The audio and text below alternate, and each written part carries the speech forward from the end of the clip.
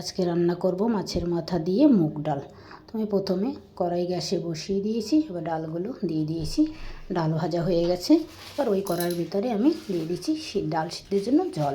এবার ডালটা আমি ধুয়ে নিচ্ছি। জল গরম হয়ে গেছে, ডাল সিদ্ধ বসিয়ে দিয়েছি।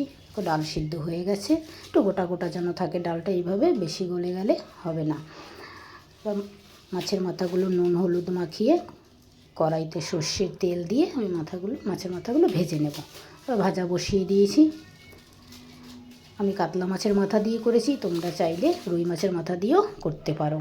তো ওই তেলের ভিতরে আমি আরও কিছুটা তেল অ্যাড করলাম। ফোড়নে জিরা, 3টে তেজপাতা, গোটা গরম মশলা, 2টো শুকনো লঙ্কা, আদা জিরা বাটা, আর কাঁচা লঙ্কাটা বেশি ফিনিশিং করার প্রয়োজন নেই। টমেটো, হলুদ গুঁড়ো, একটু অল্প জল দিয়ে একটু নেড়ে চেড়ে মাছের মাথাগুলো দিয়ে দিয়েছি। আরও কিছুক্ষণ কষিয়ে মাছের মাথাগুলো একটু ভেঙেও দিয়েছি খুন্তির সাহায্যে। এবার আমি দিয়ে দিয়েছি সিদ্ধ করা ডালগুলো। এবার তোমাদের যদি একটু জল মনে হয় কম হবে, একটু গরম জল দিতে পারো। স্বাদ মতো নুন, অল্প চিনি, গরম মশলা, ধনিয়া পাতা। ভিডিওটা যদি তোমাদের ভালো লাগবে একবার বাড়িতে ট্রাই করে দেখতে পারো।